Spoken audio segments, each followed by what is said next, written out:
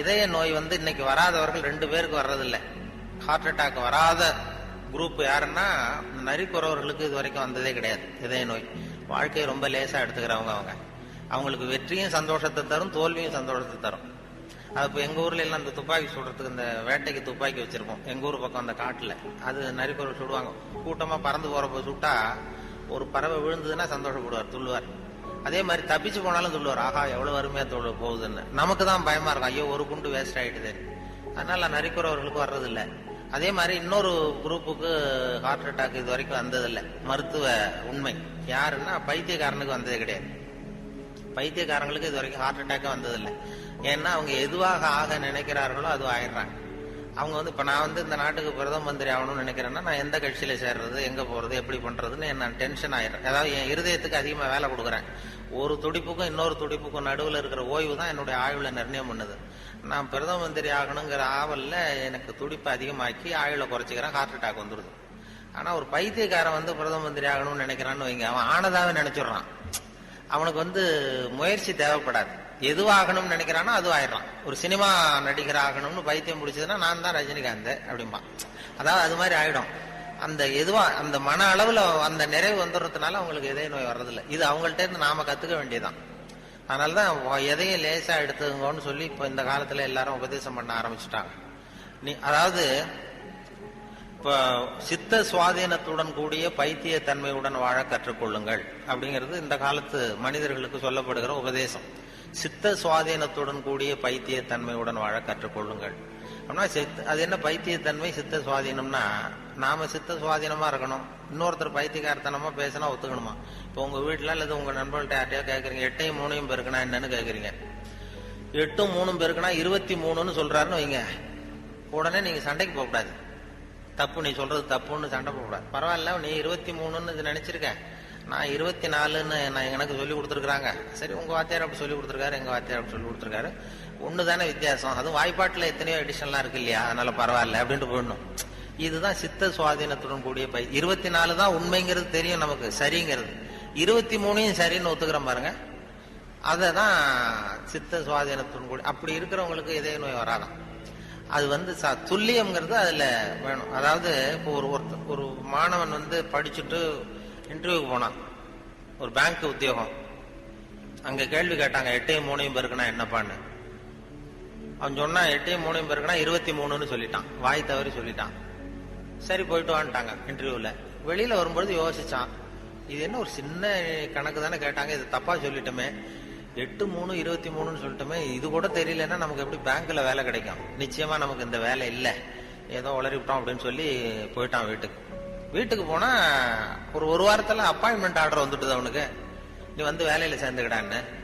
உடனே அப்ப அவன் நினைச்சானா, சரி நாம பதில் சொன்னதை அவரும் சரியா காதுல வாங்கல போல இருக்கு, கேள்வி கேட்டவரும், அதனால இது சொல்லிடக்கூடாது, பேசாம போய் வேலையில சேர்ந்துருவோம் அப்படின்னு போய் நேரா போய் வேலையில சேர்ந்துட்டான்.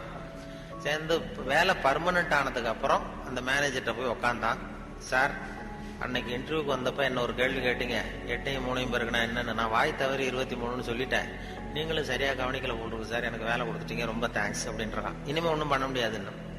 அப்ப அந்த மேனேஜர் சொன்னார், அப்படி இல்லப்பா, அன்னைக்கு இன்டர்வியூக்கு வந்தது உன்னையும் சேர்த்து 294 பேர் வந்தீங்க இன்டர்வியூக்கு. நான் 294 பேர்கிட்ட இந்த கேள்வி கேட்டேன், 8 3 பெருக்குனா என்னன்னு. நீ சொன்னதுதான் நியரஸ்ட் கரெக்ட் ஆன்சர். நான் அதனாலதான் வேலை கொடுத்தேன், நான் ஒன்னும் தப்பா பண்ணிவிடல அப்படின்னா. அதாவது வாழ்க்கையில வெற்றி பெறணும், இதய நோய் வரக்கூடாது, ஹார்ட் அட்டாக் வரக்கூடாதுன்னு நினைக்கிறவர்கள் நியரஸ்ட் கரெக்ட் ஆன்சரை தான் பார்க்கணுமா. நியரஸ்ட் கரெக்ட் ஆன்சர் பார்க்கிற மனோபாவம் இதயத்தை நல்லா வச்சிருக்கோம். ஆனா அறிவியல்ல அப்படி பார்க்கக்கூடாது. அறிவியல்ல ரொம்ப துல்லியம் அவசியம். இப்போ உங்க பொறியியல் சம்பந்தப்பட்ட விஷயங்கள்லயோ அறிவியல் சம்பந்தப்பட்டதுல துல்லியம் தான் முக்கியம். அதுல போய் நியரஸ்ட் கரெக்ட் ஆன்சர் பார்க்கக்கூடாது. வாழ்க்கைங்கிற கணக்குல நியரஸ்ட் கரெக்ட் ஆன்சர் தான் பார்க்கணும். ரொம்ப துல்லியமா எதையும் பார்க்கக்கூடாது.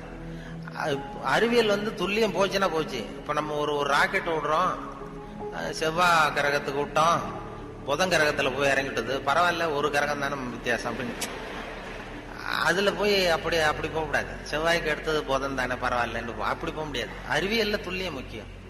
வாழ்க்கைங்கிற விளையாட்டுல இந்த பர்ஃபெக்ஷன் பார்க்காதீங்க. பர்ஃபெக்ஷன் ஒண்ணு உலகத்துல ஒண்ணுமே கிடையாதான். பர்ஃபெக்ஷன் நானா என் மனசுல ஒரு உருவத்தை வரைஞ்சிக்க வேண்டியது, படத்தை போட்டுக்கிறது. அதே மாதிரி எதிரில் இருக்கிறது இருக்கான்னு நான் பாக்குறேன்.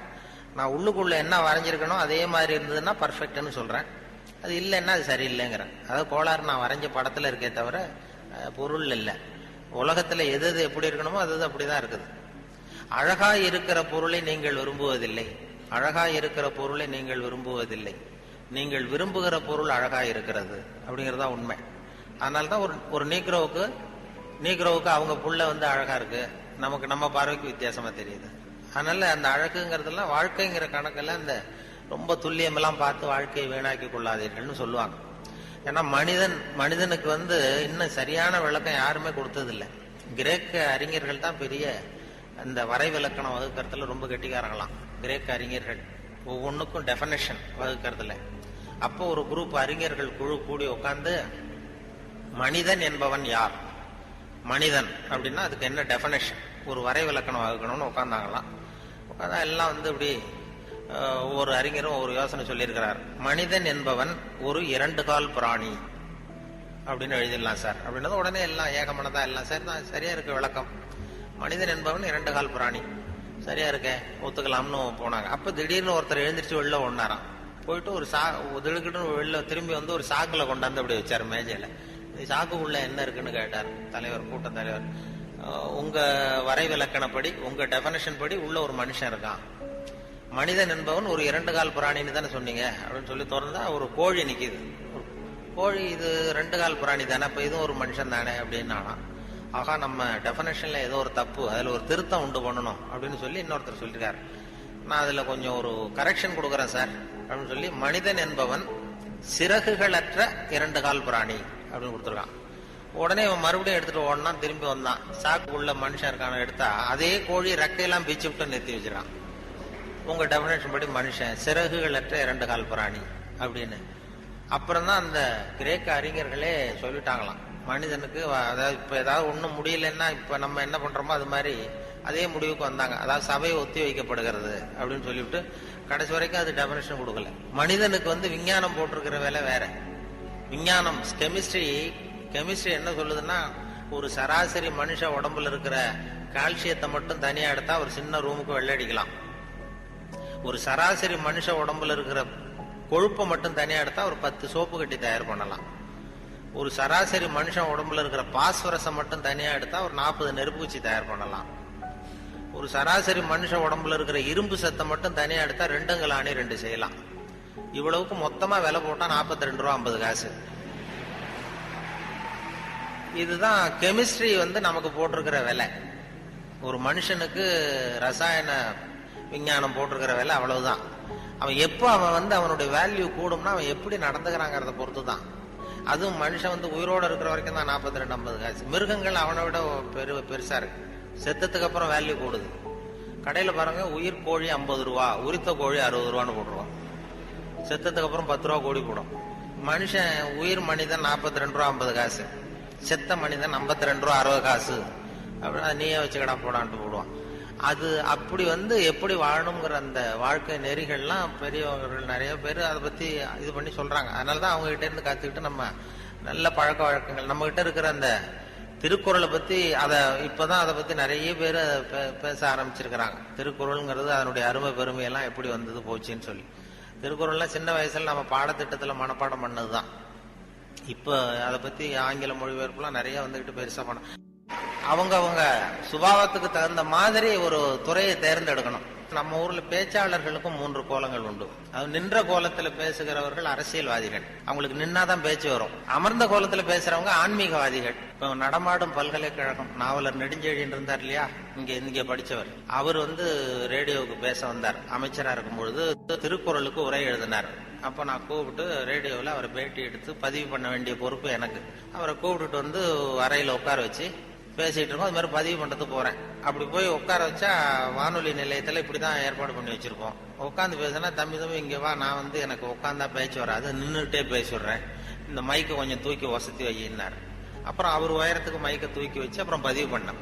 இது அவங்களுக்கு பழக்கத்துல மேடையில நடமாடும் பல்கலைக்கழகம் எதை வேணாலும் பேசுவார்.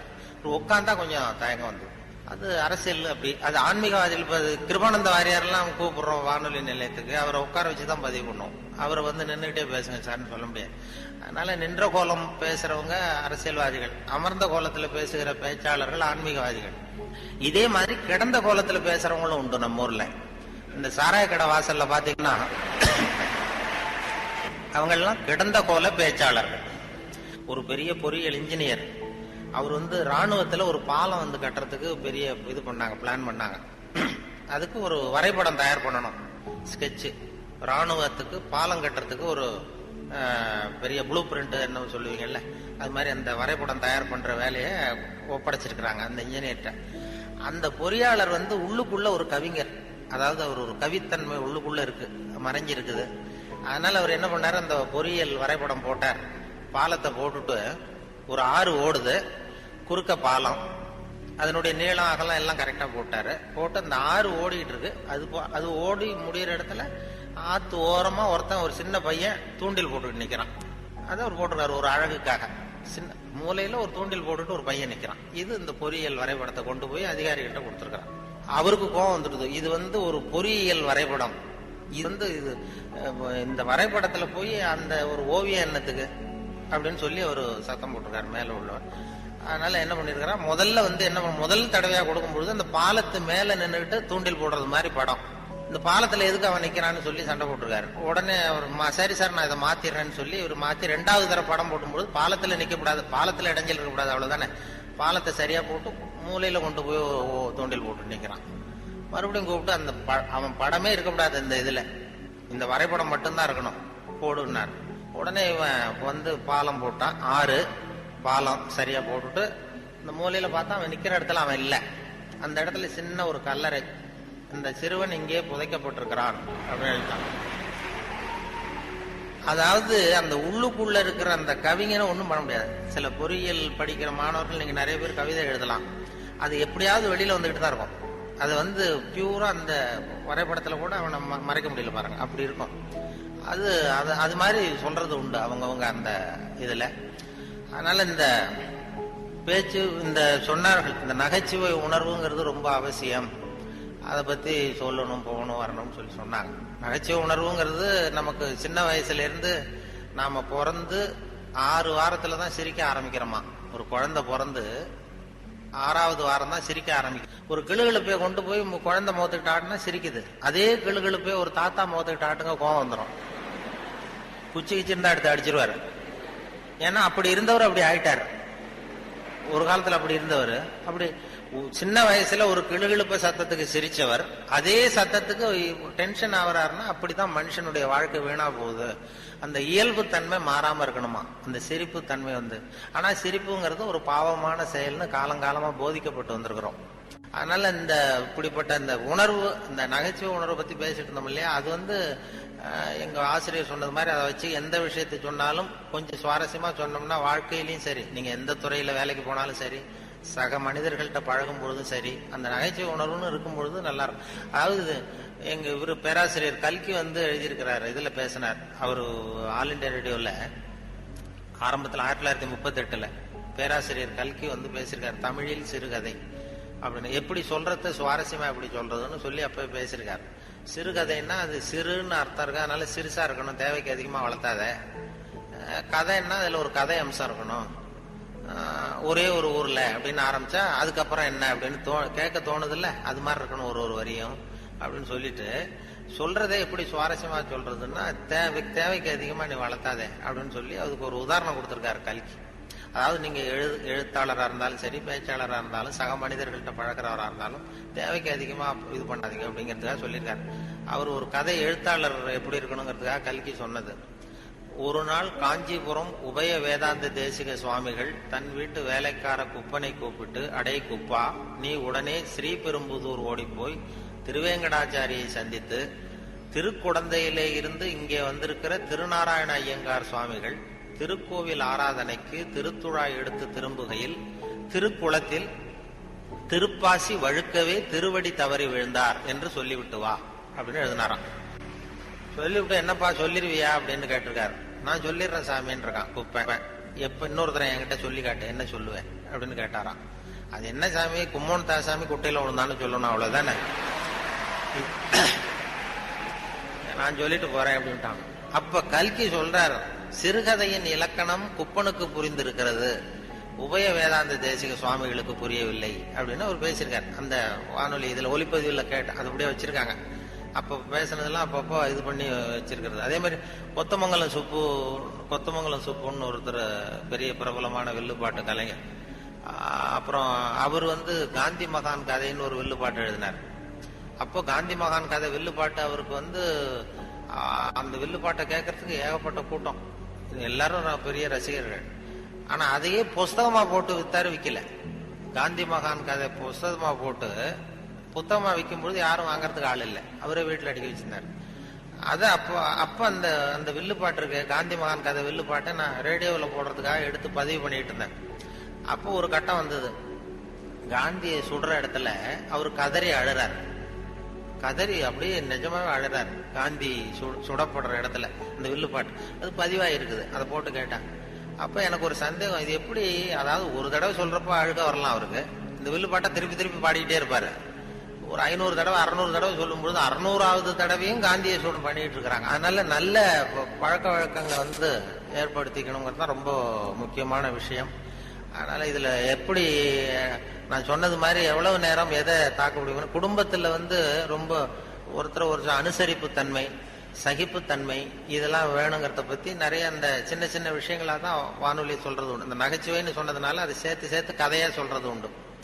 சின்ன விஷயங்களை அப்படியே இப்ப பண்டிதமணி கதிரேசன் செட்டியார் இருந்தார், அவருடைய மகன் கூட இங்க இருந்தார்ல தமிழ் துறையில, கதிர் தியாகராஜ். அவங்க அப்பா பண்டிதமணி கதிரேசன் செட்டியார். அவர் திருக்குறளை மனப்பாடம் பண்ணது எப்படின்னா, எதிரில் அவங்க வீட்டு வேலைக்காரனை உட்கார வச்சுக்குவாராம்.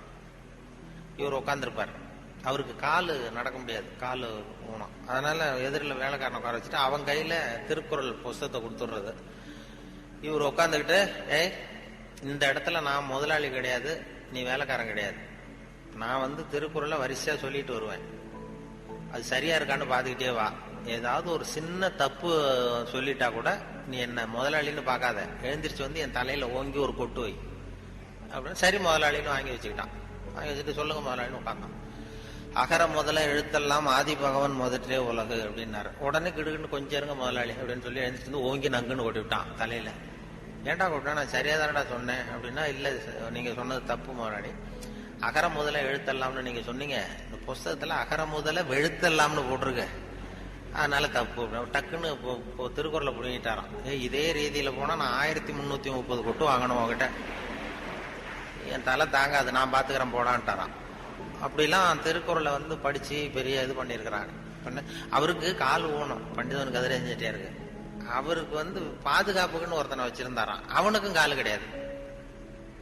அப்ப கேட்டிருக்காங்க, ஏங்க ஐயா நீங்க தான், உங்களுக்கு தான் கால் நடக்க முடியாது, நடமாட முடியல, கால் ஊனம், உங்களுக்கு பாதுகாப்புக்குன்னு ஒருத்தனை வச்சிருக்கீங்க, அவனுக்கும் கால் விளங்காம இருக்கு, கால் சரியில்லையே அப்படின்னு இருக்காங்க. அப்ப அதை நான் அர்த்தத்தோட தான் வச்சிருக்கேன்னாராம். என்ன அப்படின்னு கேட்டதுக்கு சொல்லியிருக்காரு, எனக்கு ஒரு ஆபத்துன்னு வரும்பொழுது இவன் விட்டுட்டு ஓடி போகாம இருக்கணும்ல, அதுக்காக தான் வச்சிருக்கேன் அப்படின்னு சொன்னாராம். அப்படிலாம் அந்த தலைமுறையில திருக்குறளை பத்தி சொல்லுவாங்க. திருக்குறளை இப்போ பெரிய அதை பத்தி சான் ஸ்னைடர்னு ஒருத்தர் அமெரிக்க பேராசிரியர் திருக்குறளை பத்தி 600 பக்கத்துக்கு 600 பக்கம் கற்கும் வழிகள்னு ஒரு புத்தகம் எழுதினாராம். Highway to learning, highway to learning அப்படிங்கிற புத்தகம் 600 பக்கம், 500 ரூபா விலை. அதாவது கற்கும் வழிகள்னு அமெரிக்காவில் இப்ப பிரபலமா அந்த புத்தகம் வித்துட்டு இருக்கு. அதை படிச்சுட்டு நம்ம தமிழ் பேராசிரியர் ஒருத்தர் சொன்னாருங்க, இதுக்கு ஏன் 600 பக்கம் வேஸ்ட், நம்ம திருவள்ளுவர் ஒவ்வொரு வார்த்தையிலேயே பதில் சொல்லியிருக்காரு அப்படின்னாரு. கற்கும் வழிகள்ல அவர் என்ன பண்ணிருக்காருன்னா, சாப்டர் படிச்சிருக்காரு. Why we should read, how we should read, what we should read, when we should read அப்படின்னு 4 பிரிவா பிரிச்சுக்கிட்டு எதை படிக்கணும், எப்படி படிக்கணும், ஏன் படிக்கணும், எப்போ படிக்கணும் அப்படிங்கிற மாதிரி பண்ணிருக்கிறார். அதாவது ஹவு வி ஷுட் ரீட் அப்படின்னு ஒரு கேள்வியை கேட்டுக்கிட்டு 250 பக்கம் அவர் எழுதியிருக்காரு. இந்த கேள்விக்கு திருவள்ளுவர் எதை படிக்கணும், அதாவது எப்படி படிக்க வேண்டும், ஹவு வி ஷுட் ரீட்னா கசடர கற்க அப்படின்னு ஒரே வார்த்தையில ஒரு பதில் உண்டு. இதுக்கு 250 பக்கம் வேஸ்ட் பண்ண வேண்டியது இல்லைன்னாரு. வாட் வி ஷுட் ரீட், என்ன படிக்கணும் அப்படின்னா கற்பவை கற்க, இதுக்கு 300 பக்கம் எழுதியிருக்காரு அவரு. வென் வி ஷுட், அதாவது அப்புறம் வாட் வி ஷுட் ரீட், ஏன் படிக்க வேண்டும், ஒய் வி ஷுட் ரீட், அதுக்கு 300 பக்கம் எழுதியிருக்காரு. இவர் அதற்கு தக நிற்க அப்படிங்கிறது தேர்ந்து போச்சு. when we should read, எப்பொழுது படிக்க வேண்டும் அப்படின்னா சாந்துணையும் அப்படிங்கிற வார்த்தையில இருந்து இப்படி 4 வார்த்தையில திருவள்ளுவர் சொன்னதை ஒரு 600 பக்கம் எழுதியிருக்கிறாருன்னு சொல்லி சொன்னார். அதை படிச்சு பார்த்துட்டு அப்படி அதை பத்தி பெருமையா ஜியு போப் ஆராய்ச்சி பண்ணார். அதாவது இவரு அரிஸ்டாட்டல்லையும் திருவள்ளுவரையும் ஒப்பிடுறார் ஜியு போப். அப்ப என்னன்னா அரிஸ்டாட்டில் காலத்துல ஒரு தப்பு பண்ணிட்டா அதே தப்பை திருப்பி பண்ணலாம். இப்போ ஒருத்தர் வந்து வலது கையை ஒருத்தன் வெட்டிட்டான்னா திருப்பி அவனுடைய வலது கையை வெட்டலாம். இப்போ ஒருத்தன் ஒரு கண்ணை குத்தி விட்டான்னா அதே கண்ணை இவனும் குத்தலாம். அதுதான் இப்போ உள்ள தர்மம்.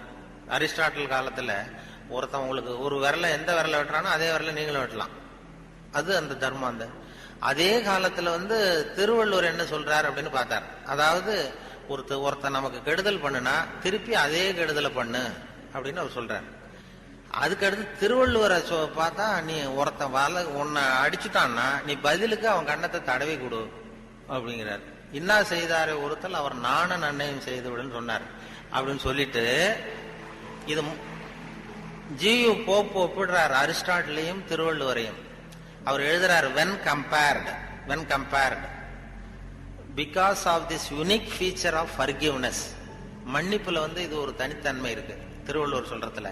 அதனால ஜியு போப் எழுதுறாரு when compared because of this unique feature of forgiveness, Thiruvalluvar is at least 1 inch taller than Aristotle அப்படின்னு எழுதினார். அரிஸ்டாட்டிலை விட 1 inch உயரமானவர் திருவள்ளுவர் அப்படின்னு சொல்லி. அதனாலதான் அவ்வளவு உயரமா கன்னியாகுமரியில கொண்டு போய் செலவு வச்சிருக்கிறோம். அது வந்து அப்படி வந்து ஜியு போப்பு கம்பேர் பண்ணி எழுதுறாரு. அப்படி நாம பெருமைப்படுறதுக்கு எத்தனையோ விஷயங்கள் நம்ம இதுல இருக்கு. கம்பராமாயணத்துல அப்படிதான் திடீர்னு இந்த அவங்க மாதிரி உள்ளவங்க கம்பராமாயணம் கூட்டத்தை கூப்பிடுவாங்க. கம்பராமாயணம் சார் நான் படிச்சது இல்லைன்னு சொன்னா கேட்கறது இல்லை, நீ வந்து படிச்சுட்டு வா, படிச்சுட்டு வந்து பேசுமாங்க. நான் அப்பதான் பார்த்தேன் ஒரு பகுதியை மட்டும் படிச்சுட்டு போனேன். கம்பராமாயணம் திடீர்னு கம்பர் விழாவில் கூப்பிட்டாங்க. நான் கம்பர் வந்து பள்ளிக்கூடத்துல மனப்பாட பகுதியில் படிச்சதுதான். கம்பர் விழாவில் வந்து என்ன பண்றது அவங்க சொல்றாங்களேன்னு படிச்சு பார்த்தேன். ஒரு பகுதியை எடுத்துக்கிட்டேன். அதுல கண்ணதாசன் சொல்லியிருக்கிறார், வான்மீகி செய்த வடமொழி நூல் ஒன்றினைத்தான் தேன்பூசி தருகின்றேன் செந்தமிழில் என்று சொன்னான். சீதைக்கு தமிழ்நாட்டு சேலையினை கட்டி வைத்தான், ஸ்ரீராமன் ஒழுக்கத்தில் தென்னாட்டு பண்பு வைத்தான் அப்படின்னு கண்ணதாசனுடைய பாட்டு. அதுல இந்த சீதைக்கு தமிழ்நாட்டு சேலையினை கட்டி வைத்தான் போடுவாங்க. அதுக்கு என்ன அர்த்தம்னு கொஞ்சம் ஆராய்ச்சி பண்ணி பார்த்தோம். அதுல கம்பராமாயணத்துல எழுதியிருக்காரு, அதாவது நம்ம தமிழ்நாட்டு பெண்களுடைய பழக்கம் என்னன்னா, ஒரு துக்க காரியம் வந்தா இன்னொரு பொண்ணை தான் கட்டி பிடிச்சிட்டு அழறது பழக்கம். ஒரு துக்கம் இன்னொரு பொண்ணை கட்டி பிடிச்சிட்டு அழறது பழக்கம். சீதை வந்து காட்டுல இருக்கும் பொழுது தசரதன் செத்து போட்டான்னு செய்தி வருது. அப்போ கட்டி பிடிச்சிட்டு அழறதுக்கு இன்னொரு பொண்ணு வேணும், அங்க யாரும் இல்லை. அதான் தமிழ்நாட்டு பண்பு. அங்க ராமன் லட்சுமணன் தான் இருக்காங்க. என்ன பண்ணான்னா, நிலமெனும் செவிலி மேல் வைத்த கையினாள் அப்படின்னு பூமாதேவியை கட்டி பிடிச்சிட்டு அழுதான் அப்படின்னு கம்பர் எழுதுறார். இதான் சீதைக்கு தமிழ்நாட்டு சேலையினை கட்டி வைத்தான்ங்கிறது அந்த விளக்கம் வந்தது. இப்ப எங்க ஹியூமர் கிளப் வந்ததுன்னா, அதை சொன்னதுக்கு அப்புறம் நான் சொன்னேன், அதாவது இது மாதிரி ஒரு பெண்ணு இன்னொரு பெண்ணை கட்டி பிடிச்சிட்டு அழறதுதான் மரபுன்னு இருக்கிறதுனால அப்படி இருக்கு. ஒரு பெண்ணு வந்து ஆணை கட்டி பிடிச்சிட்டு அழலாம்னு இருந்தா இழவு வீட்ல எல்லாம் கூட்டம் சொல்லி மாளாது. ஊர்ல இருக்கிறவெல்லாம் அங்க போய் நிப்பான். அது மட்டும் இல்ல, கொஞ்சம் அழுததான் அங்க மேல தெருல ஒண்ணு போட்டுது, இதை விட நல்லா இருக்கும், அங்க போண்டா வாடாம கோபம் இப்படி ஆயிடும் அப்படின்னு சொல்லி இது எப்படி உதவுது பாருங்க. ஒரு இலக்கிய பேச்சு பேசும்பொழுது கூட இந்த பயிற்சி, இந்த ஹியூமர் கிளப் பயிற்சி, அது அப்படி அந்த பார்வை பார்க்கும்படியாக அப்படி வந்துடும். அது மாதிரி எதையாவது ஒண்ணு வானொலியில சொல்லுகிற விஷயங்களையும் கொஞ்சம் கடுமையான விஷயங்களை கூட நகைச்சுவை சேர்த்து சொல்லுகிற பழக்கத்தை கொண்டு போயிட்டாங்க. இதெல்லாம் கூட சொல்லுவோம். அதாவது கோழி பண்ணையை பத்தி பேசிட்டு இருப்போம், ரொம்ப ட்ரையா இருக்கும், அது விவசாயிகளுக்கு பிரியமான விஷயம். கோழி பண்ணை வைக்கிறதுல கூட வேடிக்கையை சேர்த்து நாங்க சொல்லிடுறது. ஒருத்தன் கோழி பண்ணை வச்சிருந்தான, கோழியை வச்சு வித்துக்கிட்டு இருந்தானா, ஒருத்தன் போய் கேட்பான், இதெல்லாம் எந்த ஊர் கோழிப்பா, அதோ போகுது, அது எந்த ஊர் கோழி, இது எந்த ஊர் கோழின்னு வாங்க போனவன் கேட்டான். அது விக்கிறவன் சொல்லியிருக்கான், இது பாருங்க, கோழி வந்து சேவலா கோழியான்னு மட்டும்தான் சொல்ல தெரியும், அது எந்த ஊர் கோழின்னு அதை பார்த்து அடையாளம் கண்டுபிடிக்க முடியாது அப்படின்றான் அதை வித்தவன். வாங்க வந்தவன், என்ன அப்படின்னு சொல்ற, எனக்கு உள்ள அனுபவத்துக்கு நான் அதை முதுவை பார்த்தே சொல்லிடுவேன் அது எந்த ஊர் கோழின்னு. நீ என்ன கோழி பண்ண வச்சிருக்கிற, அதோ இருக்கு பாரு, அது நாமக்கல் கோழி, அதுல ஒரு 2 எடுத்து வை. இதோ போது பாரு, இது சேலத்து கோழி, இதுல ஒரு 2 வை. முதுவை பார்த்தே கண்டுபிடிச்சிடலாம் ஐயா என்ன கோழின்னு அப்படின்னு சொல்லியிருக்கான். இது கூட தெரியாம நீ கோழி பண்ண வச்சிருக்க, உனக்கு எந்த ஊர்ரா அப்படின்னு கேட்டானா, அவன் திருப்பி முதுவை காட்டினான், நான் பார்த்து கண்டுபிடிச்சுக்கோ அப்படின்னு சொல்லி ஒரு கோழி பண்ணையை பத்தி வானொலியில சொல்லும் பொழுது கூட இப்படி எதையாவது சேர்த்துடுறது. அதாவது கொஞ்சம் கடுமையான விஷயங்களை சொல்லும் பொழுது கூட இப்படி எதையாவது சேர்த்து சேர்த்து சொல்லி அதனாலதான் அந்த தகவலுக்கு ஒரு மரியாதை வந்தது. அப்புறம் அந்த நேரம் பத்திரிகையில் வர்ற செய்திகளை கூட நகைச்சுவையா சொல்றது உண்டு. அதாவது அதை நேரடியா சொன்னா வானொலியில அனுமதிக்க மாட்டாங்க சில விஷயங்களை. அது சின்னாருக்கு கௌரவ குறைச்சல், அது வேடிக்கை கலந்து நகைச்சுவோடு சொல்லும் பொழுது அதை அனுமதிச்சிருவாங்க. அப்ப அந்த விசாரணை கமிஷன் அது இதுன்னு நிறைய நடந்துகிட்டு இருந்தது. டெல்லியில இருந்து அமலாக்க பிரிவு அதிகாரிகள்லாம் வராங்க போறாங்கன்னு பத்திரிகையில அமர்க்கலப்பட்ட இடம். அந்த நேரம் நான் ஒரு ரேடியோவில் ஒரு செய்தியை தயார் பண்றோம். அப்ப என்ன பண்ணேன்னா, இது மாதிரி அந்த பத்திரிகை செய்தியை வச்சுக்கிட்டே ஒரு செய்தி சொன்னோம், இன்னொரு தகவல் சொல்லி.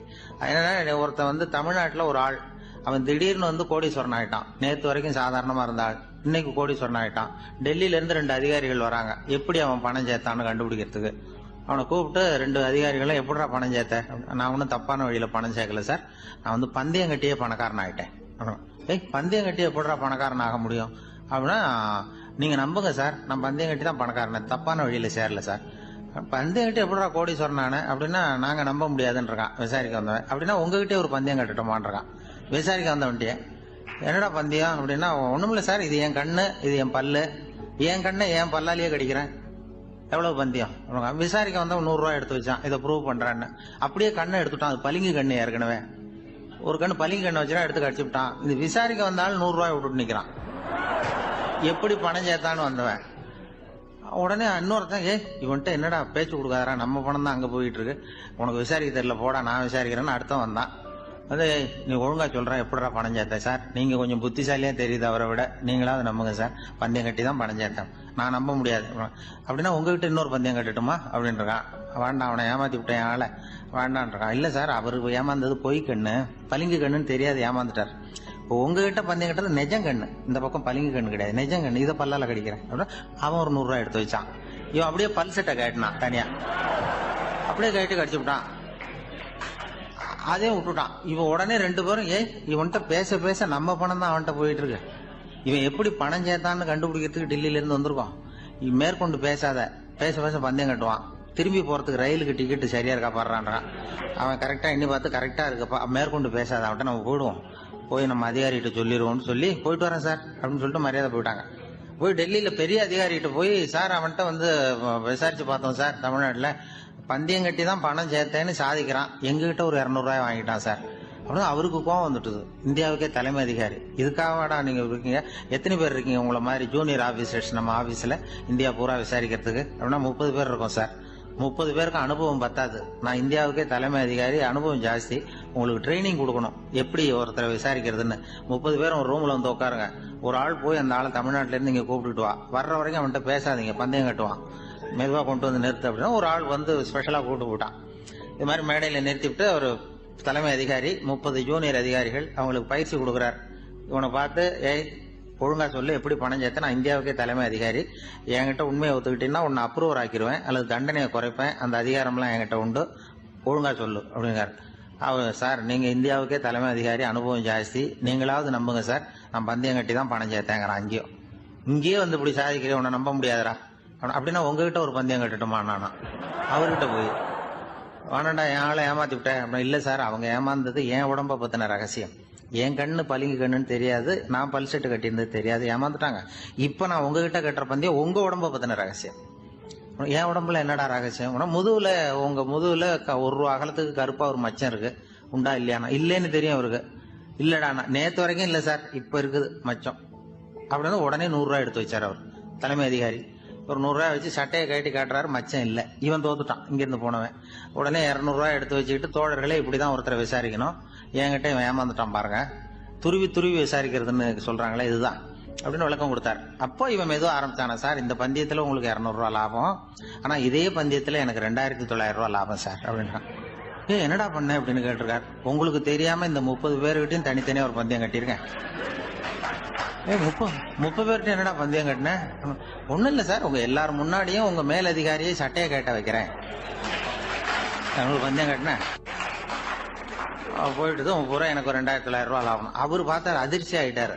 தலைமை, சார் நீங்க போங்க சார் அப்படின்னு சொல்லி ஒரு ஆளை கொண்டு போய், சாரை கொண்டு போய் மரியாதையா பக்கத்து ரூம்ல விட்டுவாங்க, இனிமே அவர்கிட்ட யாரும் பேசாதீங்க வாங்கன்னு சொல்லிவிட்டு, அதுக்கப்புறம் தோழர்களே, இவர் பேச ஆரம்பிச்சார், தோழர்களே இனிமே யாரும் தமிழ்நாட்டு பக்கம் விசாரிக்க போகாதீங்க, நீங்க நீங்க யாராவது போறதுன்னா மத்திய பிரதேசம், உத்தரப்பிரதேசம், இப்படி எத்தனையோ பிரதேசம் இருக்கு, போயிட்டு வாங்க. தமிழ்நாட்டுக்கு மட்டும் போகாதீங்க, ஏன்னா அங்க போனா நம்ம பணத்துக்கு ஆபத்து வந்துருது அப்படின்னு சொன்னாருன்னு இந்த கதையை ரேடியோவில் சொன்னேன். இந்த கதையை உண்மை சம்பவமா சொன்னா அனுமதிச்சிருக்க மாட்டாங்க.